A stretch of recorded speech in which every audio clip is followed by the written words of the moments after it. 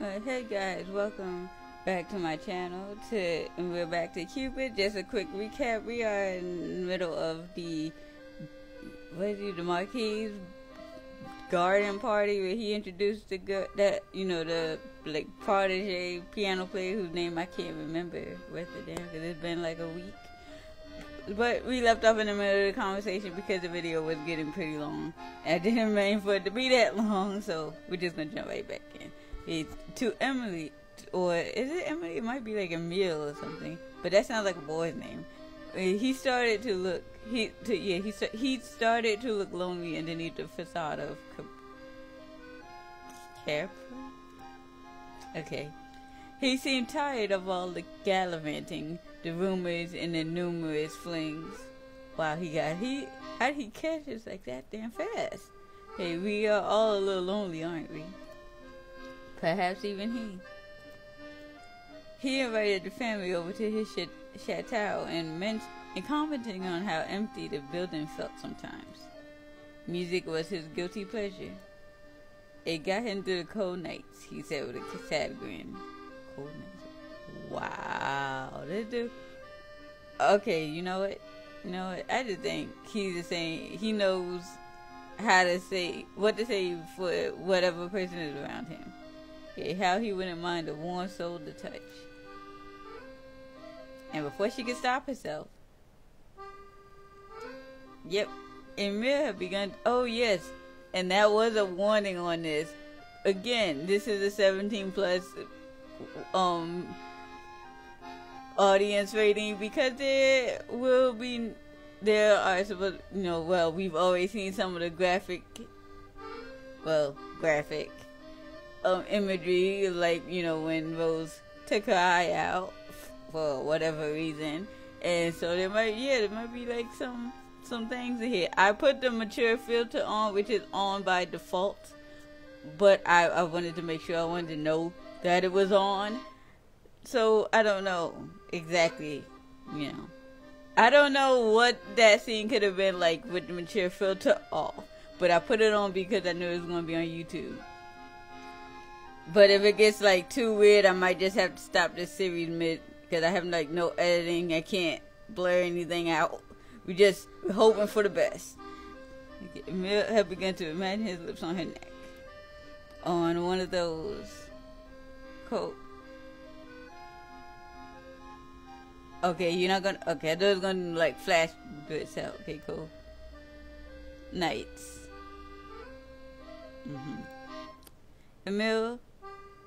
Emily, I said Emil, good gracious, shook her head, trying to erase the thoughts in her mind. They were having a perfectly mundane conversation. She didn't know where those thoughts came from. Fortunately, her father didn't seem to notice. Music and loneliness struck a nerve with Francois. Parody? You think I would learn how to say the fucking name in a week, right? But he had immersed himself in his music tutoring, his students, and Catherine, ever since his wife had gotten sick. Okay, so Catherine, I'm pretty sure Catherine is the girl. It had been 6 years. But sometimes the nights were cold. For Francois, the Marquis was speaking to his soul. He was a kindred spirit. Okay, so I don't think he was saying that because of her. He thinks about everything about, he being alone is because of him. He's trying to make him pay more. He's trying to pay similar so that he'll let him to the young daughter, but I don't think he actually cares at all. He might actually just be after the grown daughter. I'm just saying, like, I don't trust anybody. Nobody's got clean motives as far as I'm concerned.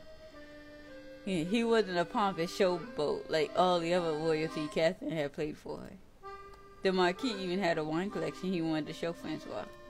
Such a down-to-earth, generous young man. Yeah, down-to-earth people just have a fucking wine cellar. Just like, yeah. Look at all these rare and expensive wines. Okay, Emily, your face is flushed. Are you alright? I'm fine. Just the sun, probably. This is not true, of course. The afternoon had already lost most of its heat. Thankfully, Catherine provided a distraction. She ran toward their little huddle and flung her arms around her father's torso. chattering happily about gardens and butterflies. A young, ragged girl followed behind her. Emily wasn't sure how old the girl was. Her dirty blonde hair hid the left side of her face. That wouldn't tell you someone's age, though. You could see faint traces of scars peeking through. A surge of motherly affection caught hold of her heart. "Hello there, young lady." The girl looked down at her toes, but she gave her a shy smile. "I see you made a crown of flowers. You look very pretty. You could at least put it on her. Thank you, madam.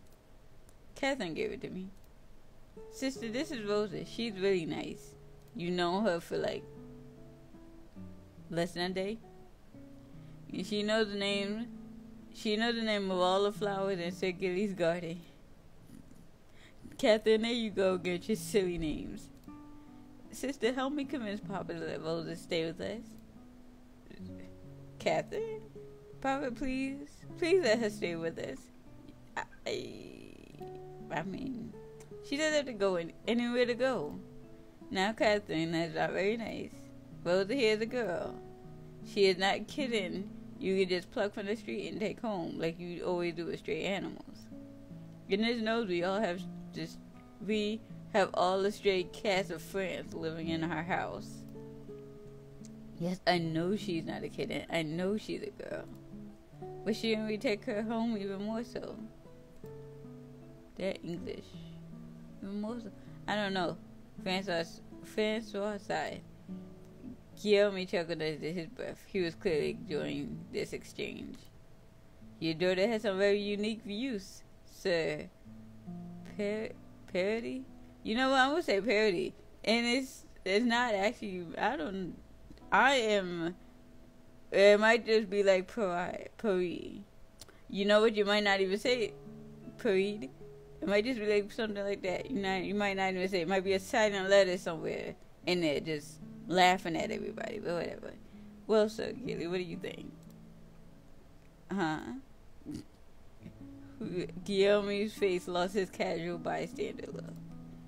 You're a Marquis. I'm sure my father would follow your orders, right? He can't just order anyone. He can't. Should we take Rosa home? Yeah. He's like, what the fuck did you bring me into this? I didn't have nothing to say. Guillaume's brows furrowed at being put on the spot so suddenly. He stole a glance at Francois, who was silently pleading with him with his eyes not to humor the child. He cleared his throat. Well, I'm sure it's up to your father, since he owns the house. He would have to clothe and feed Rosa, you see. Yes, but I've got that all figured out. Ever since System moved to work, nobody minds the house anymore. And I have to wash the dishes every time. Seriously. Papa's so busy, and we always have enough food for the two of us. If Rosa stays, then I wouldn't be so lonely on my own. She'll wear sister's old clothes and will mind the house when both sister and father are away. She can wash the dishes sometimes, and I'll wash them sometimes. Guillaume and Francois should have looked. And besides, if it were up to me, I'd have people take one girl home in their house and give her food. Girls don't even eat that much. I'm not sure about boys. She thought for a bit. But I'm sure it's not too much that people can't take them home, too. One time I ate one whole plate of potatoes and my stomach hurt. Oh my god. I'm laughing, but that's some shit. That is actually me. Like, I can eat a lot, like, throughout the day. Like, I could just eat. But it's like, if I try to eat too much at once, it's like, nope, I'm out. I'm taking out for the rest of the day. I'm done. If Rose was there, I wouldn't have eaten so much. Maybe. Guillaume couldn't help but laugh.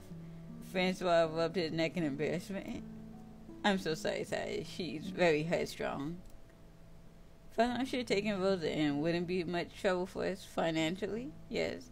Y'all just know, like, what this girl was. My new work pays better. I'm sure we can adjust. Well, about that. Perhaps if Rosa works in my household, it wouldn't be much of a burden to your family, Sire Perry. No, said Gilly is great. You are truly a kind soul, Sai. Not at all. Not at all. Like, okay, how's this gonna serve him? I'm sure I need her help more than she needs mine. Isn't that right, Rosie? In that case, I would love to offer my home to Rosie. Although I'm still worried that this is supposed to be more complicated. Sorry. What about her family or her friends? Are we violating any laws, perhaps? I'm not even sure. As long as it is consensual, say, the details can be smoothed out later. The girl was quiet her whole time. She was looking at her toes, or at Catherine. Rosa, do you have any family, relatives, or friends you stay with? No, say. My mother died a long time ago, but she guides me always. So please don't be compelled to mind me. No, don't go back to the streets, Rosa. It's September. It's going to be really cold soon. I don't mess with cold. Like, right now, like, I will have the heat on, like, just burning up in here before I let it get cold. So, Gilly will even give you work. Stay with us. But, Catherine, Francois sighed and surrendered. All right. She can stay for the night. Papa, just for tonight, then we'll see if she wants to stay for longer. Catherine, you cannot hold people in their place just because you want them there. Do you understand? If Rosa wants to leave, she may leave. You cannot keep her like an object. Guillaume cleared his throat. That it sounded right, sire. Period. Man, someone needs to tell me how to say their name. Like, yes, Papa, I understand. Rosa, please make yourself comfortable in our home. Thank you. Papa is the best. Catherine turned to Guillaume again. Say, Gilly, don't you think if everyone with a house takes one person home, nobody would freeze in winter? You should make it into a law. He is a marquis, not a king. And I'm not entirely sure of the hierarchy, but like and I don't even know if that's near the top. Like, I should know this. Like, this is things that I've looked up before. I should know it. Like, whatever. They'll obey you because you're a marquis. And because you're tall. Oh, so people obey my orders because I'm tall. What a compliment. Oh my God, she got a most. This why you can't take children nowhere. Good gracious. Okay, well, you're taller than my papa at least. He'll never be a marquis. That's not why. Francois pulled on his daughter's ear with embarrassment. Catherine, mind your manners. He said, I'm so sorry, Sai. Guillaume shook his head, his eyes trailing over the Peri family. What? Emily watched him curiously. The same sadness once again surfaced for the briefest moment. You have a lovely family, sire. I am quite jealous. You make me want to settle down myself someday. No, he didn't. He chuckled. Maybe. Emily's heart skipped a beat. Oh, yeah, and if you somehow didn't see the first one, yeah, and this is the first video you're watching, this is not like other visual novels where you only see things from, like, and it's like you only see things from Rosa's point of view. You are literally you are head hopping. And in most cases, people will say, do not head hop. But this crazy, like, you're paying, like, the disembodied spirit of Rosa's mother. So you get all the information from everyone, which is, I guess, supposed to, it's supposed to help you make decisions. But of course, Rosa's probably going to eventually start rebelling against you because she is her own person. You can't physically do anything to her. So, yeah. Okay, but did he just look at her when he said that? She couldn't be sure. Hey, Catherine is perfect the way she is. It is one of the reasons why I'm very invested in her. Guillaume knelt down so that he was eye to eye with Catherine. That would be cute if I trusted anybody in this game. And he patted her head. You are a very intelligent and kind-hearted girl, Catherine. You are a star. Why don't I know French? Okay, mon. See, I want to say E, but it's got that little thing right there. Montoile. Whatever. That thing. Someday I know you will change the world. At least I'd like to see you try. Oh gosh. Mother. Help me? Why? Ain't shit happening. Yeah, oh, my chest. Oh yeah, remember she does have a crush on that dude. I can't breathe. Is she having a panic attack? Just because he said she wanted to see her change. He told Catherine she wanted to see the world. What? Change the world? I mean, Catherine. What? Was that like foreshadowing? Look, was this a little peek? Should we stop it there? Because these chapters are pretty long and I don't actually have. But it's funny, is it not? They always leave you. Such is the way of the world. The more you love, the more you lose. But she didn't actually lose anybody in that chapter. Just because Catherine is going away to study, that's not actually losing someone. Oh, it seems like they'll stay forever, but they never do. I'm the only one who stays, my lovely Rose.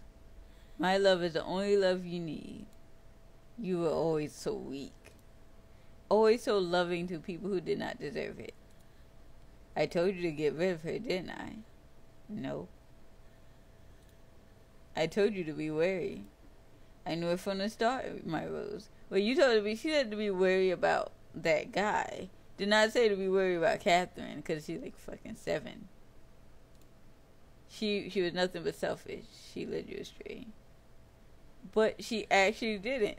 What?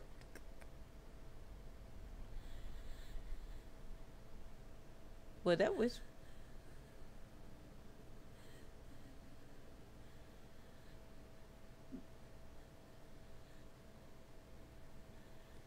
You had to lie either way. She didn't do anything wrong. I mean, it was a little bit selfish. She didn't ask her first. Probably. But you fought so hard.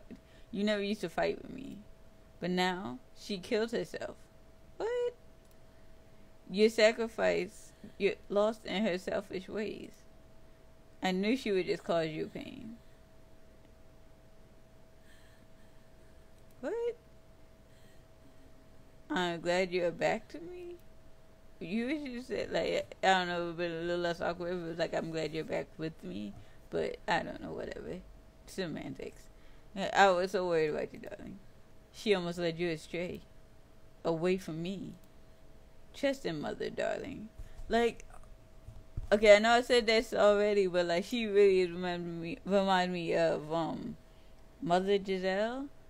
Is that her name? Well, the antagonist on Tangled. Because she like, you know, her whole song was like, mother knows best, and she was like insulting her half the time. Because I'm just glad to have you back to myself. Your silence bothers me, child. She was important to me, mother. I loved her. Mother only laughed as Rosa screamed out her pain. Rosa felt strong arms shake her awake. Rosa. She opened her eyes and was hit by a strange sadness that crushed her. Okay, so was it just a dream?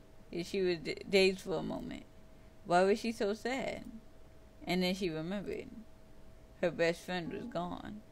What? She was gone. When? What? How much time passed? They didn't say, like, 3 months later, a year later. No, they did what? What? How are you feeling? I probably shouldn't have been like so happy and upbeat sounding when I said that. But Guillaume sat by her bed, her hand in hers. Rosa didn't realize she had been holding onto it tightly in her fitful sleep. She broke from his grasp and clutched her knees. Rosa? She remained silent. I came to check on you. You went into shock and lost consciousness. I can only imagine how hard it must have been for you to see her like that. This is...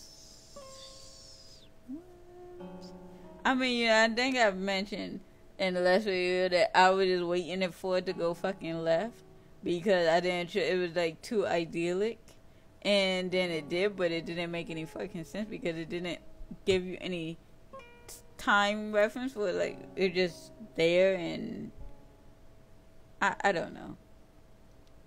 Yeah, his words echoed in her brain, yet she did not register much of their meaning. Rosa still refused to speak, and Guillermo fidgeted with his glove. The wake will take place as soon as possible, Rosa. I just wanted to let you know she is being taken care of. He's hiding something. There was a slight triumph in Mother's voice. Why is this maybe this isn't a choice. He wants to get rid of her body as soon as possible. Don't you see it, child? Tell me you're not falling for this. Rosa was tired. It was unsurprising to hear Mother say such things. She hated anyone who came close to Rosa's heart. Rosa didn't want to hear it. She didn't want to deal with anything right now. All she wanted to do was wallow in her loneliness. To curl up inside the hole Catherine had left behind and sleep. I think she was murdered. Like, why would a 7-year-old child, like, why else? Like, you know, come on. To my child, tell me you see it.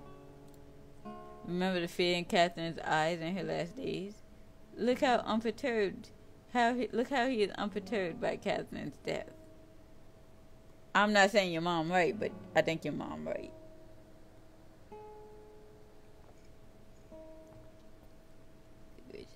Good thing I'm not like streaming Shadowrun later because my voice could. I don't think my voice could take 3 hours of reading today. Yeah, I'm gonna do that. But you have seen it, haven't you? She was mostly hostile, but sometimes when her sanity returned, she was afraid. Afraid of this man. How well do you even know him, child? I've known him for as long as I knew Catherine, Mother. He is a close friend. I didn't ask how long you've known him, but how well, which is two entirely different things. Beyond the mask that he displays in public view, do you even know his past? Do you even know of any of his ambitions or secrets? He was always a private man, Mother. Why are you saying was? He's still alive. He's sitting right there. Think back, child. Isn't it curious how all his past relationships have ended in disaster? Everything he touches crumbles. Why is he making faces like he can hear her? That would be fucking strange. That's not enough to accuse him of anything. You idiot. He is different. He does not belong. You have felt it too, haven't you? Rosa looked at Guillaume with new eyes now. A hint of doubt slithered out from behind her sadness. Rosa wanted something to blame. A cast for all her regrets. This is kind of further cements the idea that the mother's like spirit that's like she's calling it mother to kind of distance herself from like all away from like all her hateful emotions, and she just like turned it into this voice against herself. Okay, yes, you're finally seeing it. Open your eyes, child. It made sense. Guillaume and Catherine's relationship began to pewter off into coldness right before she died. Her mental instability only served to compound the fracture in their relationship. Perhaps Guillaume was tired of her and had killed her off of convenience. Or perhaps Catherine, in her psychotic state, killed herself to spite him. Rosa stared at the man beside her. He is not to be trusted, child. He is a demon.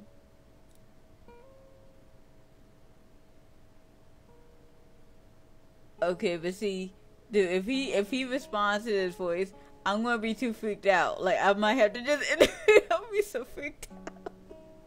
Like, it's so really creepy how he's like responding to every, like, his expression is changing. I mean, like, I guess it's better than just like staying one thing this whole time, but it's creepy. Guillermo returned Rosa's angry stare with a resolute look.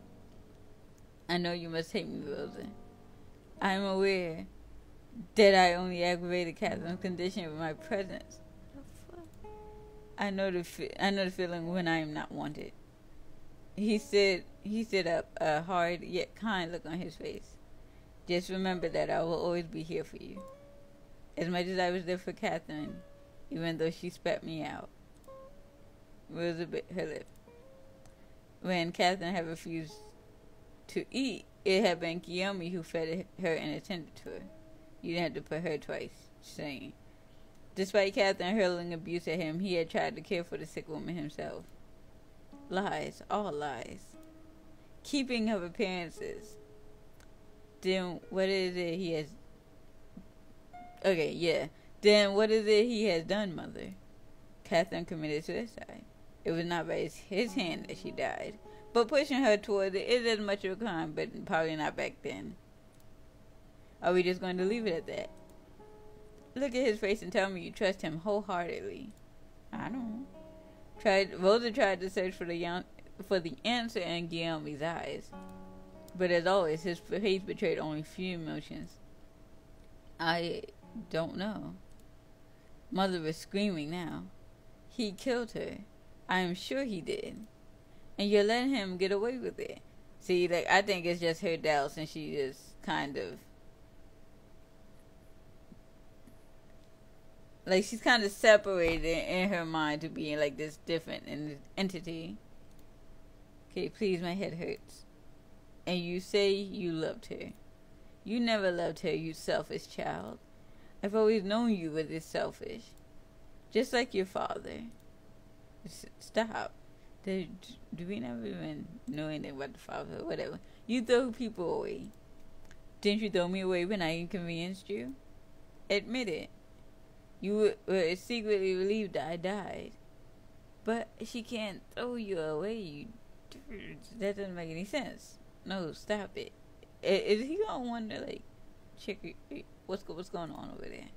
Yeah, she screamed back at that last voice. Her mouth quivered. Guillaume stared at Rosa in shock. The outburst had accidentally come out loud. It pulled a plug that kept the tears from falling out. What the fuck did I want to say? Gears? Well, now her vision clouded and she blinked them away again and again. She was not sobbing. She did not even realize her face was wet. Guillaume and Rosa stared at each other, both kindred in their sorrow. He knelt down by Rosa's bed and wiped her tears with his hand. He did not say anything while doing this, and Rosa stared blankly ahead. It almost stunned her how many tears a person's eyes could carry. I loved her too, Rosa. He said it after a while. I know what you're feeling. She didn't know if it was her own, or if Mother's anger was somehow influencing her, but her chest heaved. She balled up her fist so tightly that her fingernails hurt. Shut up. I should have laughed, but I don't know why I'm laughing. She spat, and the man recorded the uncharacteristic bitterness of her words. Catherine was afraid of you in her last days. You did something to her. Wait, wasn't she just saying she was going to accuse him? Yeah, I know it. She could feel Mother inside her head, building up her anger. He has to be punished. What are you going to do? What? Explain. Here you are to blame. He has to atone. They know you are guilty. Yeah, he must be punished. Guillaume stared at her dumbfounded for a few seconds. I mean, all the time that his expression changed, it probably could have changed it. No, just saying. Okay, but the man didn't try to appease her. He only stepped closer to Rosa and wrapped his arms around the hysterical girl. Just changed him into into a woman. Good gracious, okay, let go of me. I hate you, let me go. But why? But Guillaume didn't. If I was her, like, cut up this whole time. Okay, if you need something to hate, then I'll accept your hate. But you must accept my comfort too.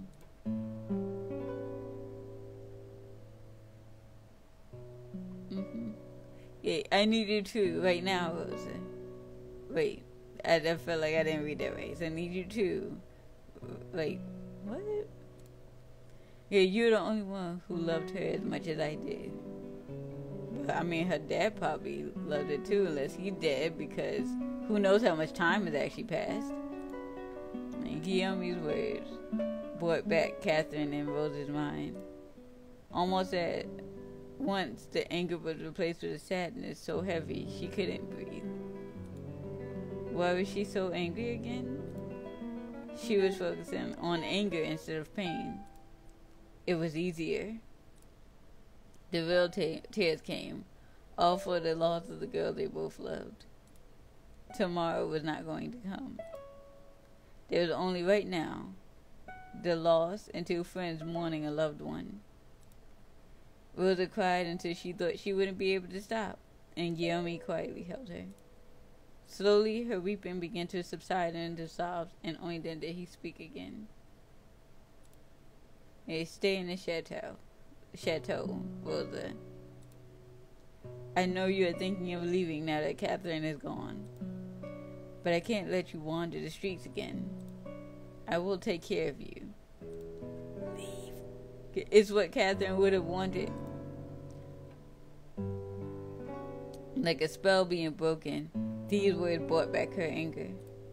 How could you possibly know what Catherine wants? Because she wanted you to be there in the first place. But now that she didn't like him anymore, she might not have wanted her to be there. Just saying. Okay, she pushed his arms away from her. She's dead. Guillaume's mouth pursed and she stepped away. I want you to go. Please leave me.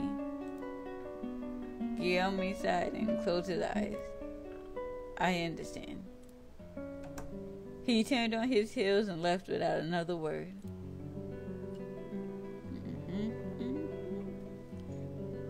Okay, hours seemed like minutes to her. Yeah, she would fall asleep and awaken in unfit intervals so often she had lost the exact time. Awake, she would stare at a part of the wall with no coherent thoughts forming in her mind. One would think morning should be spent in a depressive frenzy. All the reasons to grieve were yours, after all. She could wail now if she wanted. She could pull on her hair, curse the skies. She could reminisce the past, admire the frailty of human lives. Unfortunately, it was something less poetic. Pain was simple. It was clean. It was a well-sharpened knife that sliced through the heart in one stroke. No blood, no mess. Empty. When tears were spent, there was just a hole where your heart had been. The hurt called out to you. It lingered. But since there was nothing there anymore, you couldn't find where the pain ended and you began. Rosa slept all day. The sun had gone down twice before she shifted from her bed. And she stood up slowly, deliberately, with a purpose. My child, you know I hurt when you're hurt. Okay. Already a surge of power flows within her, fueled by her grief. The power filled her up, and there was so much emptiness inside that the energy seemed to saturate her whole body. Purpose was always a balm for grief. Mother, tell me what to do.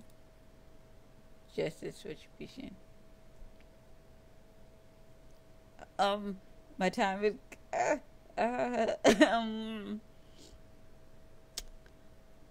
I don't think there's any...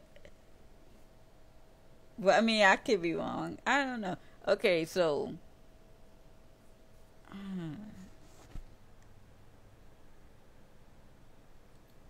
Okay. Start with his guilt child, then deliver punishment fitting for one so vile. He cannot get away with this. Just, oh, yeah, don't see that. Hey, Rosa didn't speak, but she started to form the words in her mind, filling them in her bones, giving life to every thought. I wonder why it's not showing the achievements for this game, but whatever. She took a small knife and carved a symbol on her floor.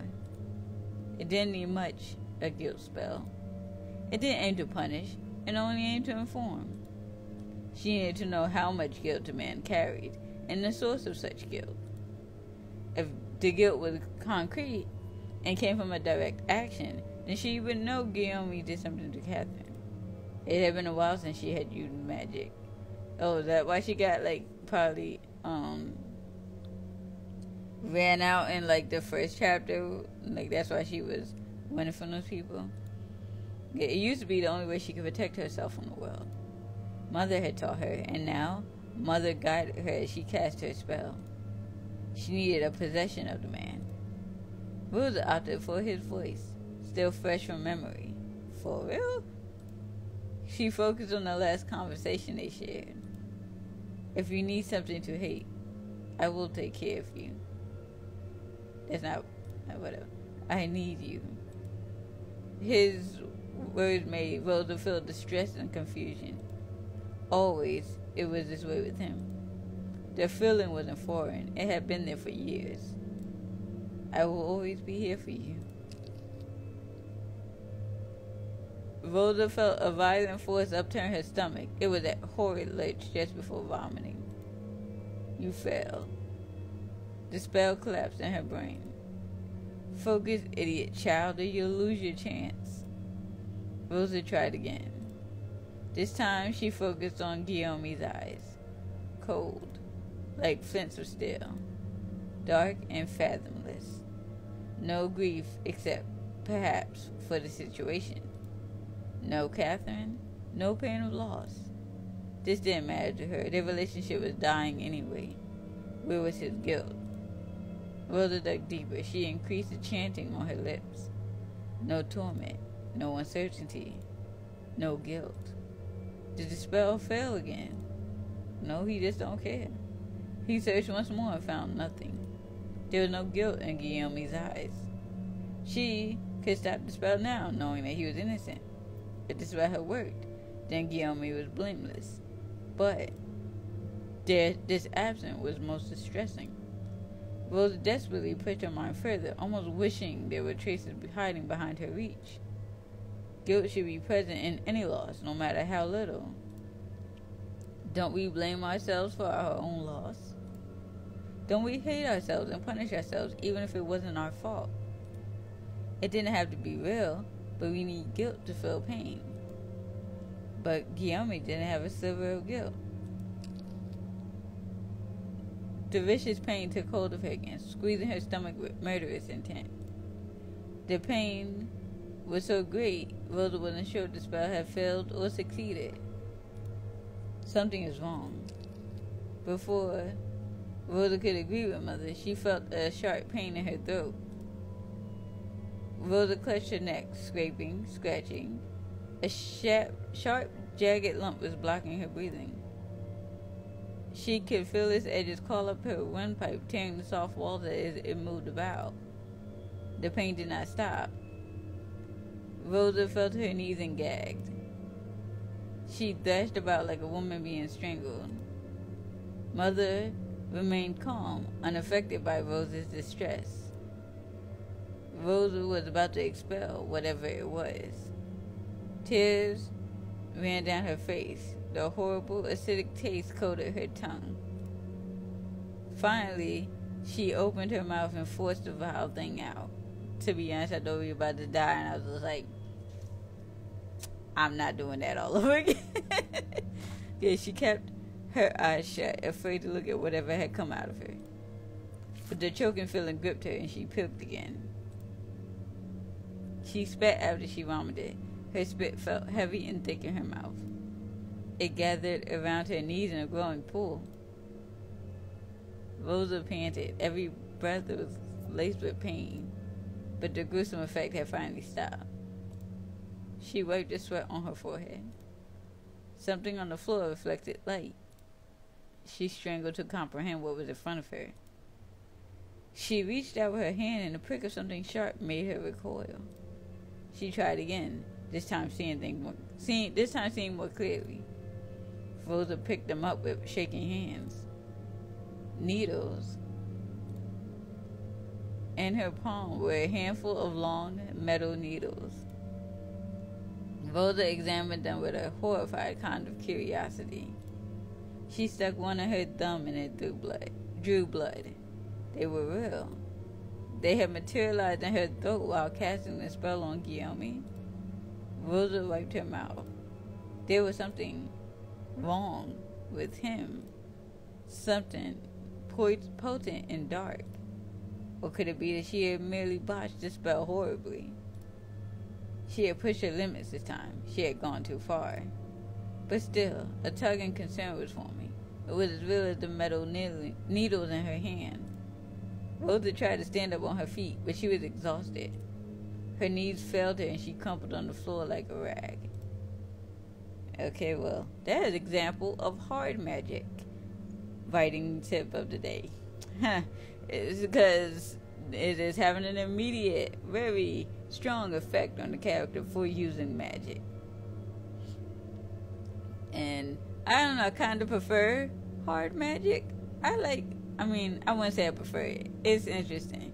But you just threw us some needles, and you don't know if the spell worked or not. That's a bit extreme. I don't know if I would use magic like that. I was like, I can't do it. Like, some nails gonna form in my throat, and we still guessing. Hey, are you quite alright, my darling? Oh, like you cared. Okay, now you see it too. There's a sinister force at work. Get up. We have a lot of work to do. We must find out who he is and stop him. Rosa stared at the needles in her hand. Who are you really, Guillaume?